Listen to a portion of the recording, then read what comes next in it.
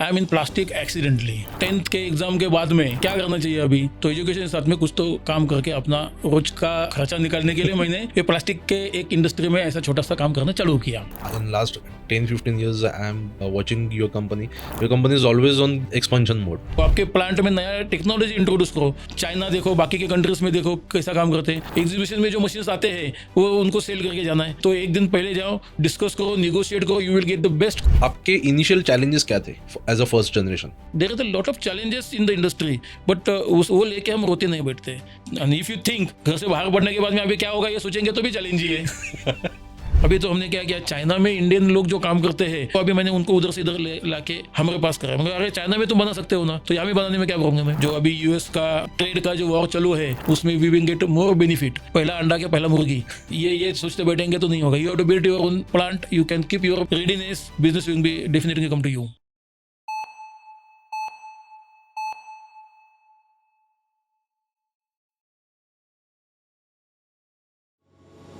Hello everyone.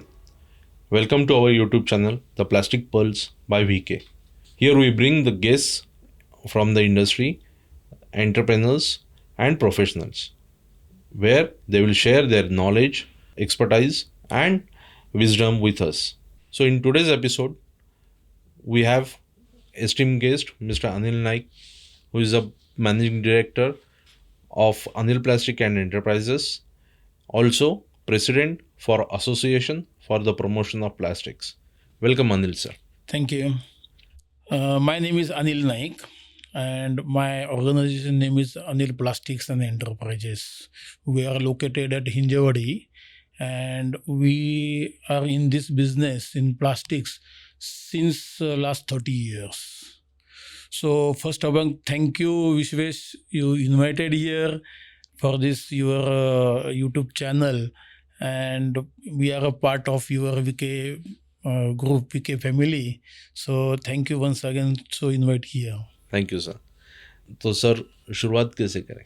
आप आपने 30 साल पहले चालू किया 1994 में। सो आप प्लास्टिक में कैसे सोचे कि प्लास्टिक में उस वक्त क्यों आए? क्या why plastic attracted you? Plastic attracted you ऐसा नहीं है, I mean plastic accidentally. Okay. म्हणजे क्या हुआ था जब 10th के एग्ज़ाम के बाद में I don't have any confidence about the further education. So क्या करना चाहिए अभी, तो एजुकेशन के साथ में कुछ तो काम करके अपना रोज का खर्चा निकालने के लिए मैंने ये प्लास्टिक के एक इंडस्ट्री में ऐसा छोटा सा काम करना चालू किया। ओके. एक हमारे वहीं पे एक हैंड मोल्डिंग मशीन्स का काम करते थे, तो हम देखते थे। तो every day we go there and see they are working and they are giving us 10 rupees 15 rupees for 2 hours 3 hours. So उसका आदत लग गया हमें, और वैसा करके हमने प्लास्टिक से जुड़ गए और एक हैंड मोल्डिंग मशीन्स पे हम काम करना चालू किया। तो ये स्टोरी है 1992 का। सो कॉलेज के साथ साथ में हमने ये थोड़ा सा साइड इनकम करके, पॉकेट मनी करके प्लास्टिक का काम करना चालू किया। Okay. तो ऐसा करके हम प्लास्टिक से हमारा नाता जुड़ गया। उसके बाद में जैसा 12th के बाद में यही काम था। सो एक कस्टमर हमें मिला और उन्होंने बोला कि अरे मेरे पास हैंड मोल्डिंग मशीन्स पड़ा हुआ है, आप लेके जाओ और आप हमें सप्लाई करो। सो वो अपॉर्चुनिटी हमने ले लिया और वहीं से हमने खुद का बिजनेस चालू करने का ठान लिया। कॉलेज के साथ साथ में हम पार्ट टाइम ये काम करके वो काम करते थे। 94, 95, 96 हम हैंड मोल्डिंग के बिजनेस में ही काम करते थे।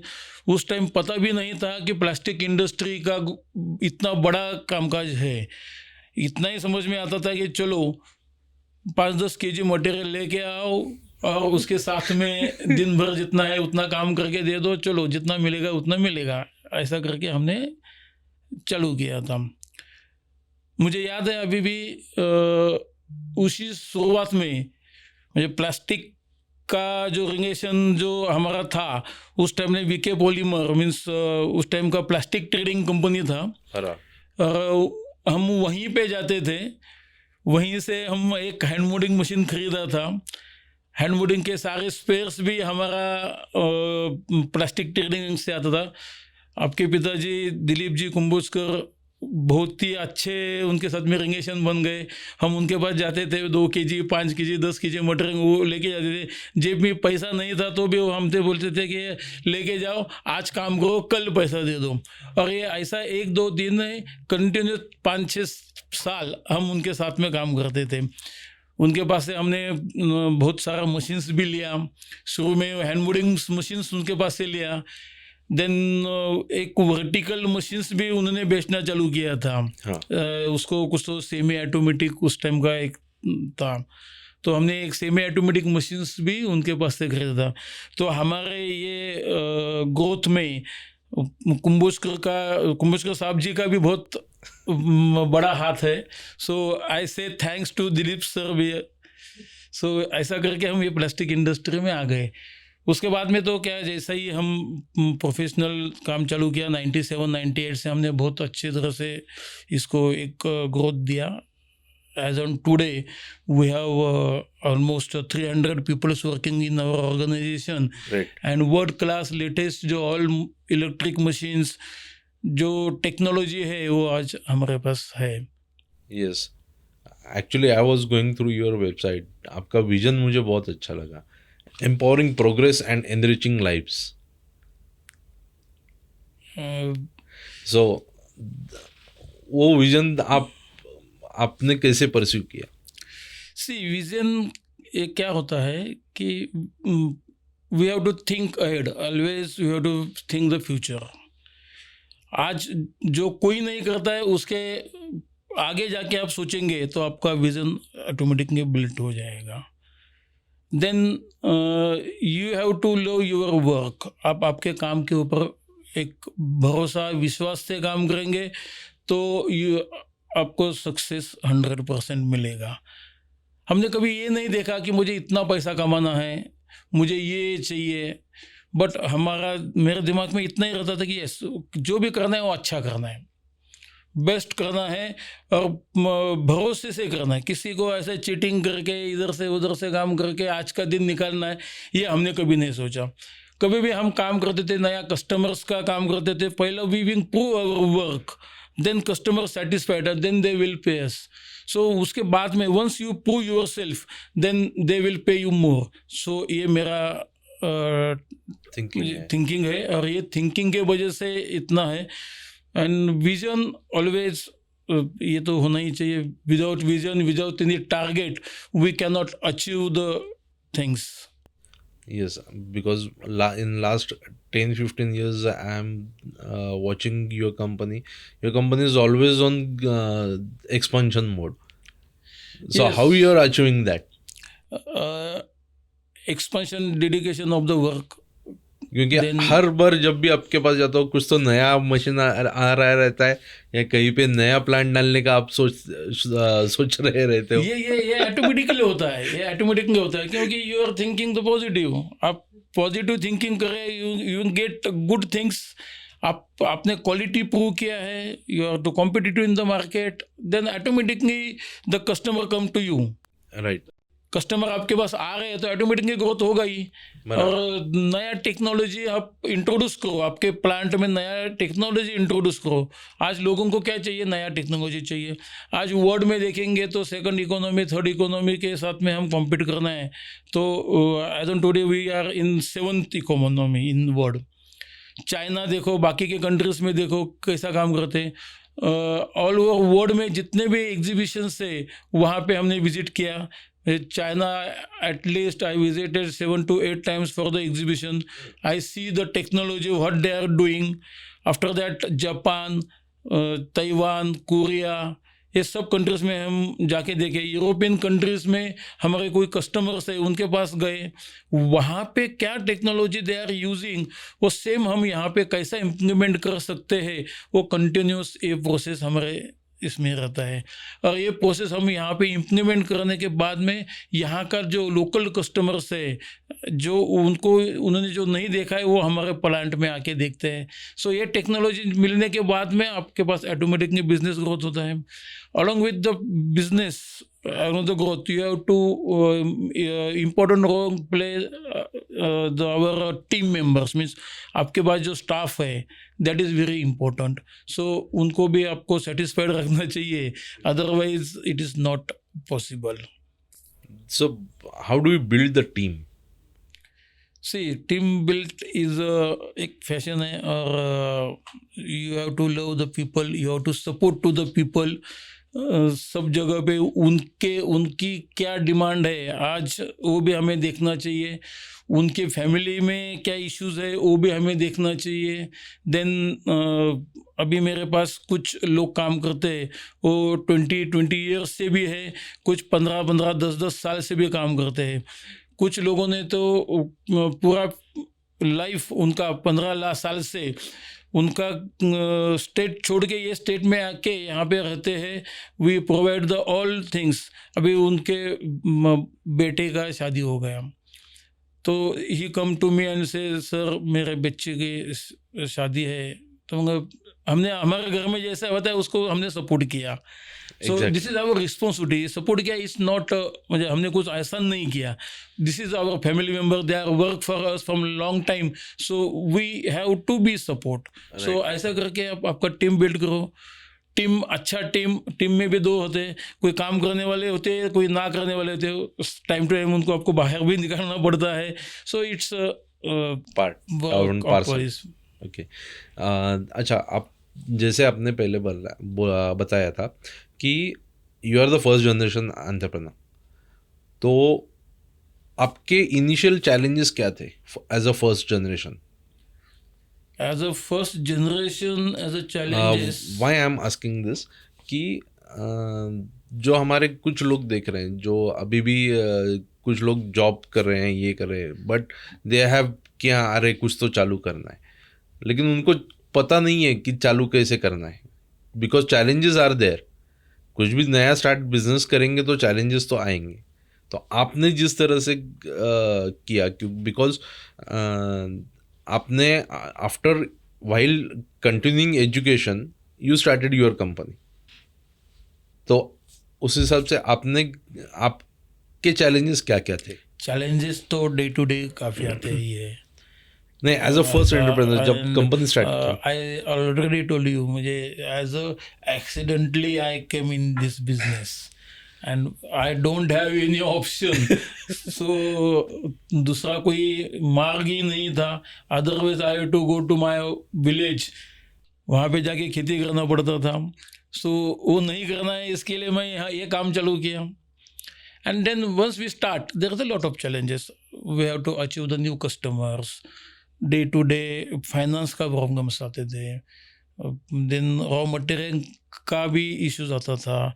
सारे मुझे डे टू डे इश्यूज आते थे. ऐसा वी कैन नॉट से कि it's a big challenge. Every day there is different challenges we have to face. पहले हमारे पास जगह भी नहीं था. 3 साल में हमने 6 जगह छोड़ के यहाँ से वहाँ पे ऐसा शिफ्ट करना पड़ा, क्योंकि देने के लिए डिपॉजिट नहीं था. We commit, okay, I will give you within 2 months, but after 6 months we cannot pay the deposit, so we have to change the location. So once ये करते करते ऐसा है. उसके बाद में लोग मिलना भी मुश्किल था, उनको क्वालिटी पीपल भी मिलना मुश्किल है. So there is a lot of challenges in the industry, but वो लेके हम रोते नहीं बैठते. Yes, we have to face this issue, we have to sort out this issue and go ahead. आपके 30 साल के जर्नी में ऐसा कौन सा सबसे बड़ा चैलेंज था जो आपको लगा कि यार दिस इज ये अगर नहीं पार किया तो कुछ तो गड़बड़ है? रियली ऐसा कुछ नहीं हुआ. अभी तक ऐसा कोई भी चैलेंज नहीं हुआ है कि we have not achieve. And what ever challenges we have taken, dedicated we have completed. And yes, now we are targeting the different things. Earlier we are working with the tier 1, tier 2, but we are now achieving to the next level, means all OEMs we are achieving. But see, it's a part of business, it's not a challenge. Right.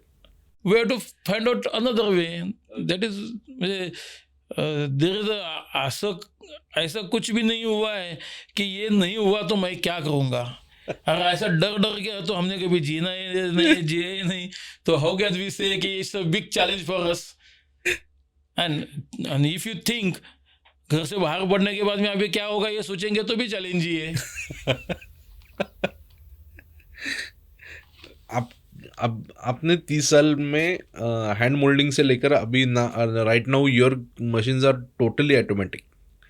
सो मतलब I have seen right from baby the tabletop Baby injection blast. molding machine to the 250 tons machines you have along with your in-house tool room. तो आपने ये करते हुए and business को plan कैसे किया? Business के आपके इनसाइट्स क्या है कि अगर किसी को जो आज के स्टेज में छोटी स्केल पे कर रहा है उसको अगर बड़ा बनना है तो how you transform your self and your company? Okay, I will brief my short 30 years journey. I have started in 1994. 94 में चालू किया। Then उस टाइम 2500 रुपीज़ का एक हैंड मोल्डिंग मशीन्स खरीदा। वो भी चैलेंज ही था, एक how to pay the 2500 rupees. Then after that एक हैंड मोल्डिंग से within 2-3 years 7 to 8 hand moulding हमने किया। After that we thinking to purchase one vertical injection molding machine. The cost was I think 75,000 rupees. So this is the next challenge, how to pay the 75,000 rupees. We approached to our bankers. So it takes 6 months for this loan amount. उस time 75,000 is बड़ा amount था। उस वक्त bank से पैसा लेना भी challenge था। तो एक गवर्नमेंट का ही इसमें स्कीम में हमने वो पैसा लेके हमने 75,000 का एक मशीन खरीदा। आफ्टर दैट 97-98 में नेक्स्ट चैलेंज था horizontal moulding machine. It's 50 ton moulding machine, क्योंकि डिमांड था, रिक्वायरमेंट था, और cost was around 6 lakh rupees. सो 6 लाख रुपीज़ के लोन के लिए इस टेक 1 year बैंक में से हमने चक्कर काट के वो बैंक का लोन अचीव करके वो बैंक का लोन लिया और 6 लाख रुपीज़ का मशीन लिया। मुझे याद है उस टाइम मेरे पिताजी ने मुझे बोला था कि अरे 6 लाख के लोन का इंस्टॉलमेंट कितना है पता है क्या तुमको? मेरी सैलरी 1 साल की जितनी होगी ना उतना तुम्हारा महीने का इंस्टॉलमेंट है। तो उस टाइम भी थोड़ा सा कंफ्यूज थे, बट वी डिसाइडेड नहीं, करना है तो करना है, अदरवाइज आगे कुछ नहीं होगा। सो वो रिस्क लेके हमने उस टाइम 6 लाख रुपए का मशीन लिया। रात दिन 24 hours वी वर्क। जिस टाइम ऑपरेटर नहीं आएगा तो उस टाइम मैं खुद ऑपरेटर करके काम करता था। 24 घंटा हमारा मशीन चलना चाहिए, यही हमारा मकसद था। हफ्ते में समझो 3 दिन ऑपरेटर नहीं आया तो भी हम काम करते थे। कभी कभी ऐसा भी है दोनों शिफ्ट में मुझे 12-12 घंटे हम काम करते थे, दोनों शिफ्ट को ऑपरेटर नहीं आया, we have to run 24 hours। इतने दिन रात काम किया है 94 से लेके 2005 तक। 2001-2 में हमने थोड़ा सा एक्सपेंशन किया। उस टाइम थोड़ा सा टूलिंग का भी एक्टिविटी चालू किया। Tooling is a very important, आपको पता है कि without tool we can not do anything. So tooling में हमने चालू किया। तो टूल बनाते बनाते हमारा दिन रात हर एक मोड का ट्राइंग रात को ही होता था, और सुबह 10 बजे 11 बजे हम घर जाते थे। ऐसा भी एक दिन आया था कि मेरा बर्थडे भी था, और मैं उसके पहले दिन रात भर और बर्थडे के दिन भी रात भर 2 दिन एक ट्रायल कंडक्ट कर रहा था। वो टूल सक्सेस के पीछे हम भाग रहे थे। सो 2 दिन घर मेरा वहीं से 1.5 किलोमीटर पे था, फिर भी मैं घर पे नहीं गया 1.5 किलोमीटर उधर ही 2 दिन उधर ही कंपनी में थे। सो ये सब स्ट्रगल करते करते हम यहाँ तक पहुँच गए। 2005 में हमने थोड़ा सा एक्सपेंशन मीन्स ऑटोमेशन में करने के लिए डिसाइड किया। 2007-8 में हमने नया प्लांट का हिंजौड़ी का प्लांट का हमने चालू करने का ये किया। हिंजौड़ी में हमने जगह लिया 2007 में। 2009 में हमने उसका कंस्ट्रक्शन का काम चालू किया। एक साल हमारा फाइनेंस के वजह से एक साल काम रुक गया। एक साल हमने काम रोक दिया, बट ठीक है, आज as on today we have to hold, क्योंकि 2009 में आपको पता है कि बहुत रिस्ट्रिक्शन आया था। सो सब जन एक्सपेंशन भी रोक दिया, तो हमने भी प्लांट का काम रोक दिया। 2010 के बाद में अगेन वी स्टार्टेड। तो 2010 में हमने हिंजौड़ी का पहला प्लांट चालू किया। 11 से हमने नया टेक्नोलॉजी इंट्रोड्यूस करने के लिए चालू किया। सो उसमें ऑल इलेक्ट्रिक मशीन्स में हमने इंटर किया कि जो उस टाइम लेटेस्ट मुझे इंडिया में बहुत कम लोगों के पास ऑल इलेक्ट्रिक मशीन्स थी। राइट। तो उस टाइम तोशिबा का एक मशीन मैंने लिया। सेम टाइम JSW का भी एक मशीन लिया। एट ए टाइम मैंने 2 ऑल इलेक्ट्रिक मशीन्स बुक किया। एंड लोगों ने ये भी सोचना चाहिए कि थोड़ा सा एडवांटेज कैसा मिलता है। एग्जीबिशन में मैं मशीन बुक करता था। कौन सी भी चीज़ आपको खरीदना है तो मैं एग्जीबिशन में जाता था, और वो भी लास्ट 2 डेज में। क्योंकि एग्जीबिशन में जो मशीन्स आते हैं वो उनको सेल करके जाना है। तो एक दिन पहले जाओ, डिस्कस करो, निगोशिएट करो, you will get the best cost, और second day you can finalise. So बहुत सारे चीज़ें मैंने एग्जीबिशन से उठाई हुए है। सो ऐसा ही मैंने तोशिबा और JSW, ये 2 द वर्ल्ड क्लास ब्रांड्स है, जापानीज ब्रांड्स है, उनके मशीन्स मैंने वहीं से उठाया। सो जैसे मैंने वो मशीन्स चालू किया हमारे प्लांट में, सो लोगों में सब जगह पे पता चला कि अनिल प्लास्टिक्स के पास अभी ऑल इलेक्ट्रिक मशीन्स हैं। और कस्टमर्स भी दे आर वेरी हैप्पी कि the world best technology you are using. And यही न्यूज़ सब मार्केट में जाती है, और customer being approaching to us कि they have good machine, so we have to give the job work. वैसा करते करते 4-5 साल, 2015-17 तक मेरे पास 10 ऑल इलेक्ट्रिक मशीन्स हो गए। यस, एज ऑन टुडे मेरे पास 35 मोडिंग मशीन्स है। एंड 2020 से 20 से हमने टूल मैन्युफैक्चरिंग भी चालू किया, क्योंकि मेरा एक टारगेट था कि 2015 से 20 तक हम जो टूल्स है वो चाइना में बनाते थे, ताइवान में बनाते थे। हमारे बहुत सारे कस्टमर्स बोलते थे यार यहाँ पे नहीं बनाओ, चाइना में बनाओ। मगर वाई, उनका भी सही है, क्योंकि they will get the good quality and on time delivery. यानी टूलिंग का इतना स्किल्स हमारा इंडिया में नहीं था, अभी भी कम है compare to this all countries. And but our target we have to develop in house and in India. So we have to prove our self कि नहीं, इंडिया में भी इतना अच्छा टूल बन सकता है। और बनने के लिए हमारी mentality we have to change. वो चेंज करने के अभी तक मेरा 4-5 साल गया।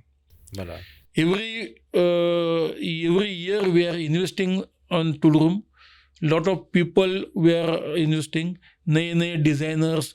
अभी तो हमने क्या किया, चाइना में इंडियन लोग जो काम करते हैं उनको अप्रोच करके चाइना मुझे जो इंडिया के डिज़ाइनर्स वहाँ पे काम कर रहे हैं, वो अभी मैंने उनको उधर से इधर ला के हमारे पास कराया। मगर अरे चाइना में तुम बना सकते हो ना, तो यहाँ में बनाने में क्या प्रॉब्लम है, बनाओ। आपको क्या चाहिए मुझे बताओ, आपको जो चाहिए हम देंगे।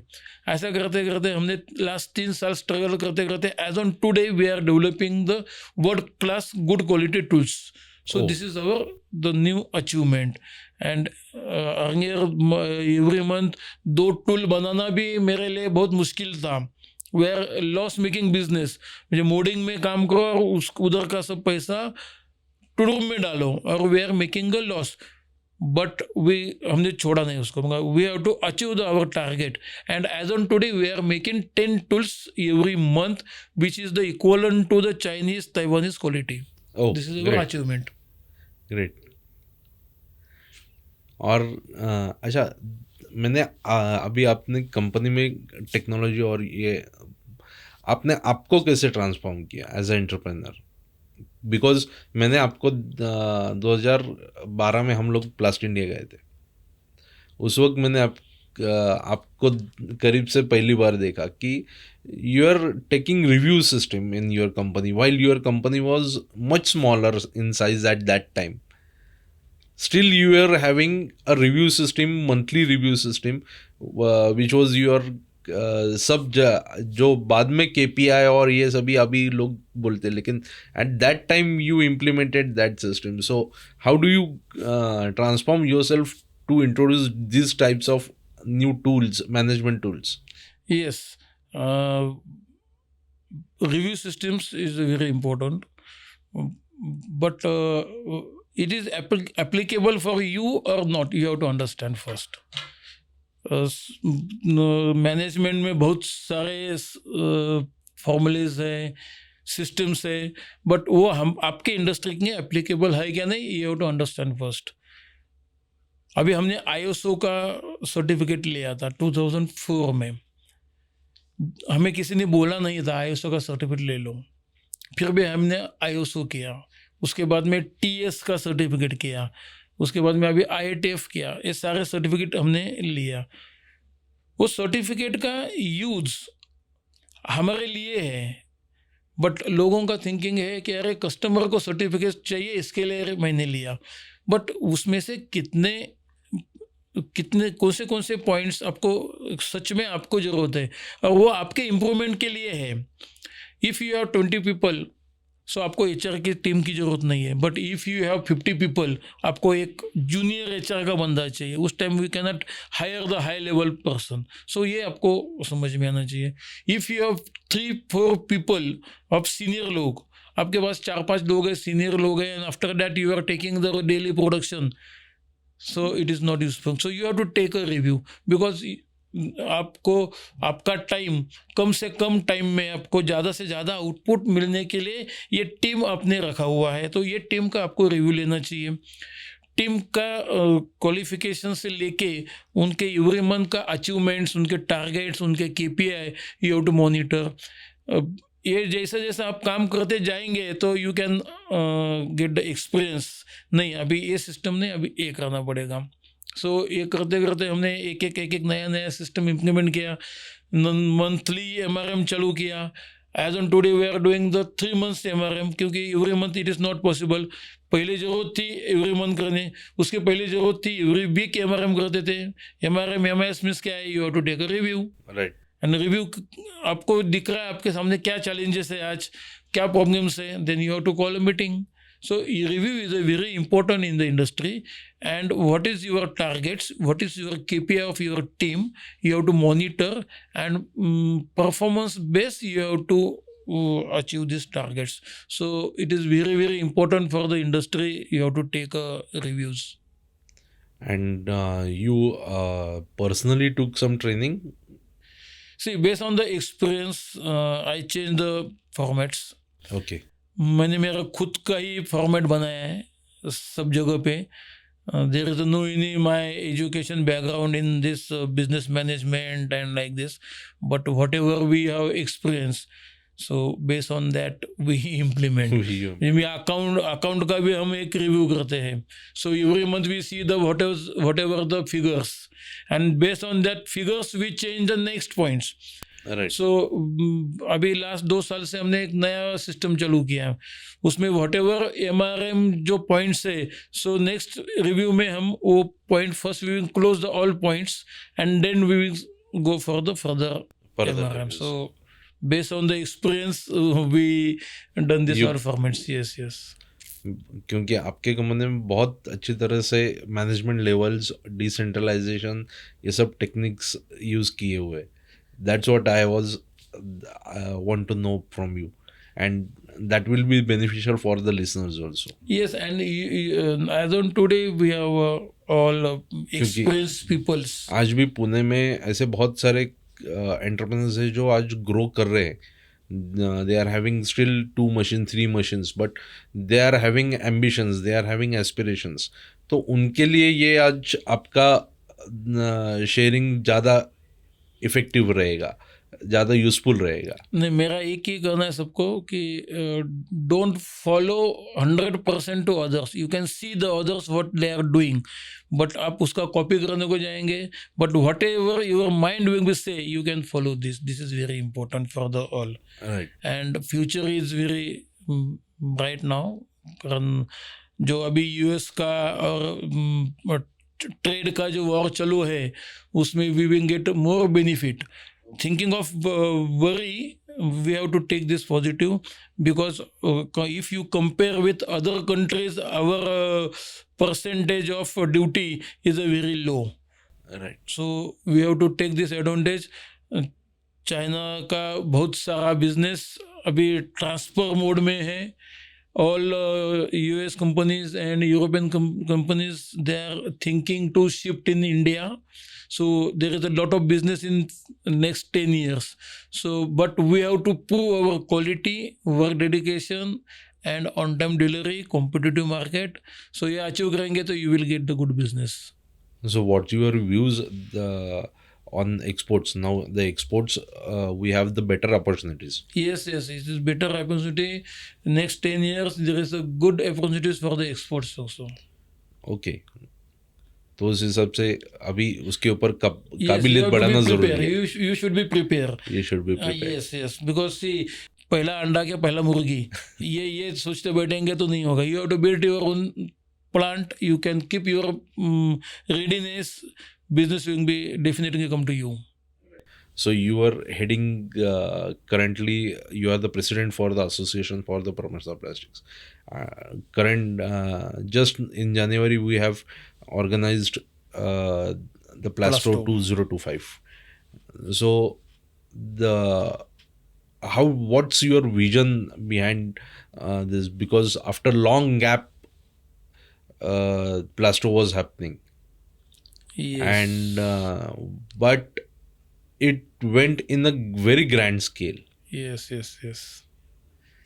See, in So while having a thought कि ये ऑर्गेनाइज करना है, तो आपके दिमाग में उसका पिक्चर पहले से ही रेडी था क्या? Yes. See, APP, Association for Promotion of Plastics, मैं ये एसोसिएशन के साथ में 2009 से जुड़ गया, but I am not active.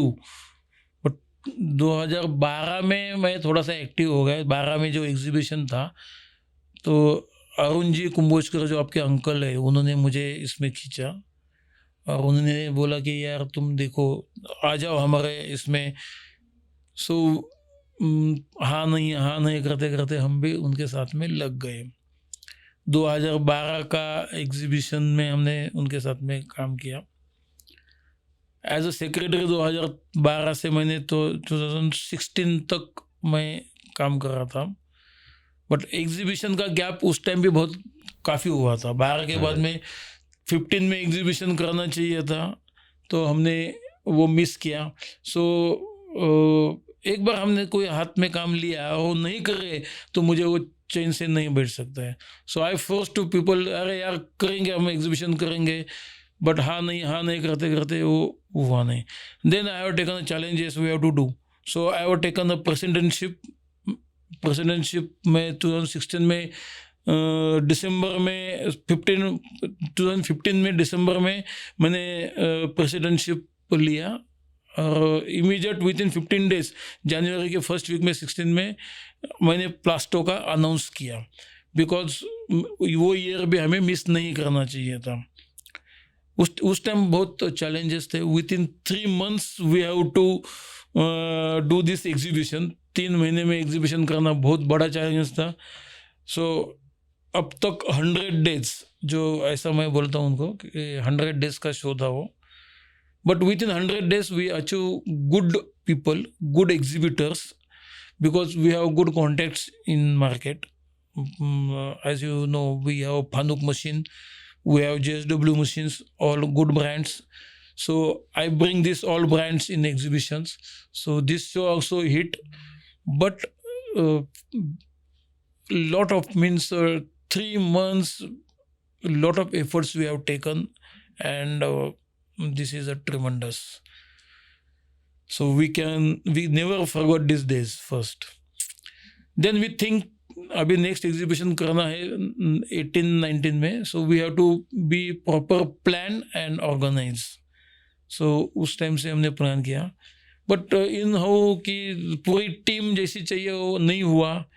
There is a lot of gaps in our team, contribute नहीं कर रहे थे इतना, तो उसमें भी 2-3 साल गया. कोविड में सारे एग्जीबिशन कैंसिल हो गए, तो हम भी उसमें सोचे भी नहीं हम कि क्या कर सकते हैं. So again we decided to do the exhibition in 2022. Right. So 22 में हमने डिसाइड किया कि अभी एग्जीबिशन करना चाहिए अभी. सो उस टाइम से हमने काम किया. 2-3 साल हमने पूरी टीम बिल्टअप की, पूरे ऑल ओवर वर्ल्ड के वापस सब एग्जीबिशंस, कौन कौन एग्जीबिटर्स है उनका डेटा निकालना चालू किया, उनके साथ में डिस्कशन चालू किया. एंड देन वी डिसाइडेड कि अभी नेक्स्ट शो करना है हमें. एंड 2024 में हमने डिसाइड किया, एंड 25 में हमने एग्जीबिशन किया. For this exhibition entire team with us, ये पूरा टीम का सक्सेस है. ये जो प्लास्टो 25 जो एग्जीबिशन हुआ है, this is a world class exhibition हुआ है. Not a single exhibitor say कि we are not happy, we are disappointed. So this is our success. Compare to last exhibition, it's a 10 times bigger than 2016. 25 is a 10 times bigger. So ये achievement है, and this is the best achievement of the APP and the Plasto. And due to this exhibition, a lot of people joined with us. एक बार success मिलने के बाद में success tour में सब जन सहभागी होना चाहता है. तो सब जन अभी बहुत सारे लोग क्यू में हैं कि yes we are part of the APP, they are ready to join with us. So अभी नेक्स्ट एग्जीबिशन भी हमने अभी अनाउंस किया है. So this is a bigger than this also. APP ने अभी इसके वजह से अभी एक ऑफिस भी खरीदा हुआ है. This is also one of best achievement for the APP. Right. This is the so अभी एक सर्टन लेवल पे हमारा एसोसिएशन आया है. यस. ऑल ओवर इंडिया में अभी APP पहचानने लगे. ऑल ओवर इंडिया में प्लास्टो का नाम हुआ है. अभी जो जिन्होंने ये एग्जीबिशन मिस किया, पार्टिसिपेट नहीं किया, अरे ये छोटा है इसमें क्या जाने का है. So they are also thinking, yeah, we missed this exhibition, next time we have to participate 100%. And those exhibitors participate in these exhibitions. They say, next time we will participate with double area. So this is our achievement. And your next vision as a for the association? Next vision, because as a Plasto, you have the exhibition, but as an association, what activities or what things you are thinking कि association में क्या level पे जाना? Association का एक मकसद ऐसा है, association is a group of our members. So members का benefit होना चाहिए, and whatever the issues in the plastics, so we have to sort out.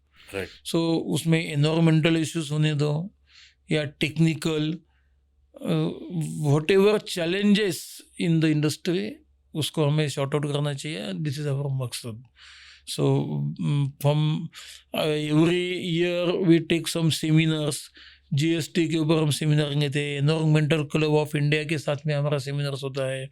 So environmental में क्या होना चाहिए, रिसाइकलिंग पे एक्टिविटी होना चाहिए, और रिसाइकलिंग पे हम एक्टिविटी करते हैं. So there is a lot of activity, and now we will start more activity because now we have good team.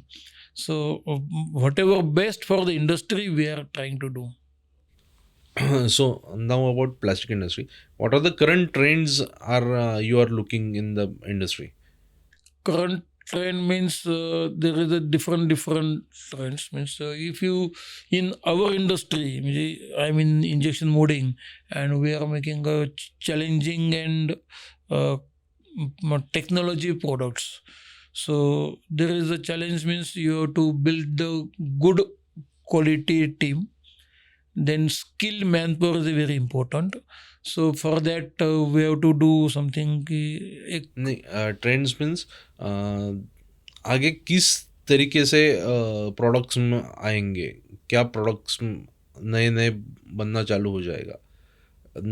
Currently जैसे रिसाइकलिंग activities के वजह से now they are asking to add a recycled content in many of the products, not in engineering plastic but in new products में, new trend में the plastic always ahead because is a substitute for the steel.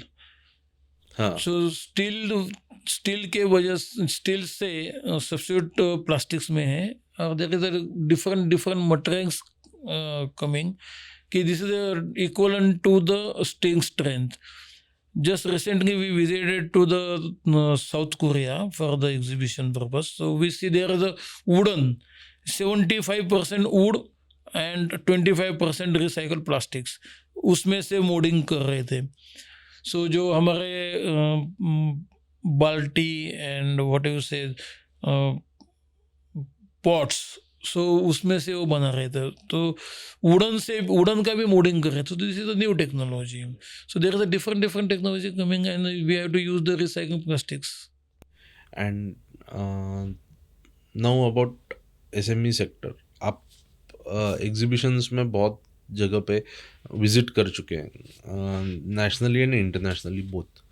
But in SME sector ये अभी तक ज़्यादा लोग सोचते हैं यार कहाँ जाने का, या फिर पार्टिसिपेट क्यों करने का, स्टॉल क्यों लेने का, या फिर इंटरनेशनल एग्जीबिशन के लिए वो बोलते हैं यार इतना बजट नहीं है.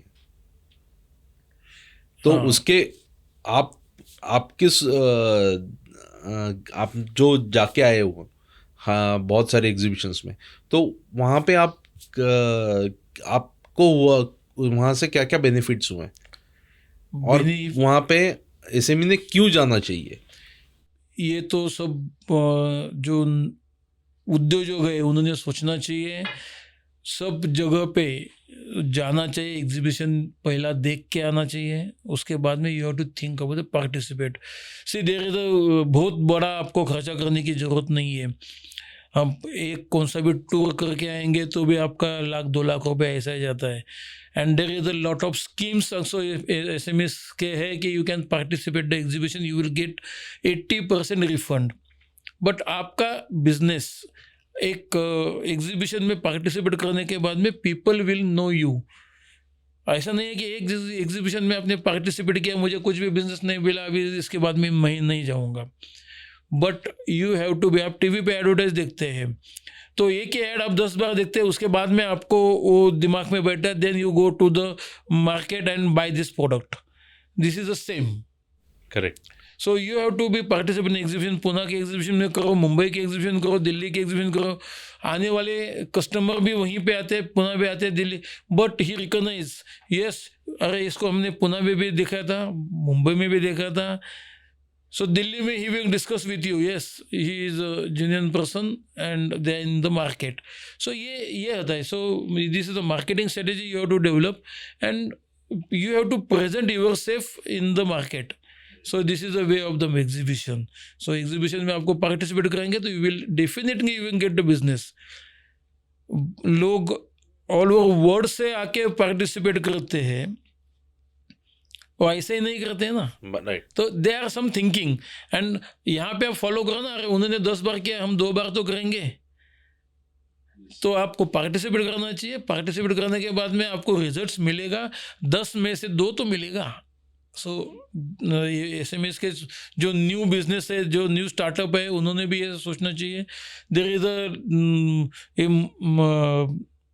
महाराष्ट्र गवर्नमेंट और सेंट्रल गवर्नमेंट के भी काफ़ी फैसिलिटीज़ है, वो हमारे तक, हम वहाँ तक पहुँचना चाहिए, हमें वहाँ पे जाना चाहिए.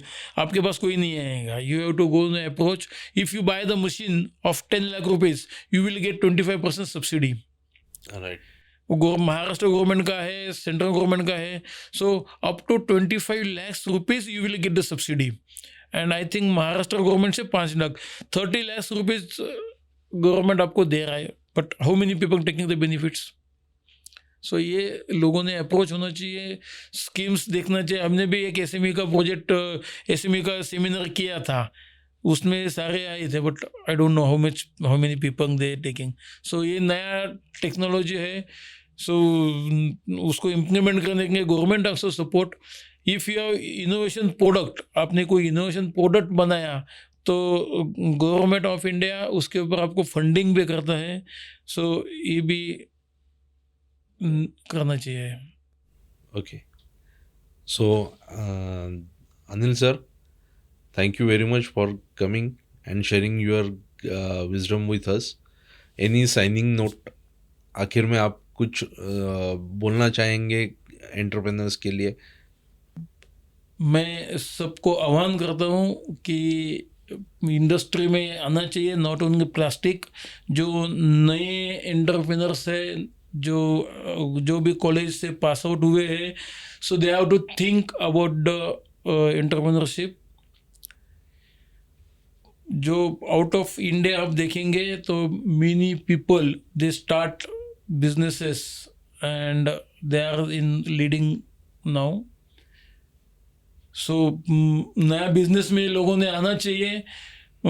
खाली पैसा कितना मिल रहा है, कितने मुझे क्या ये है, वो सोच के नहीं. You have to prove your quality product, good organisation, so then you will get 100% success. Yes. Thank you, sir. Thank you. Thank Thank you you very very much.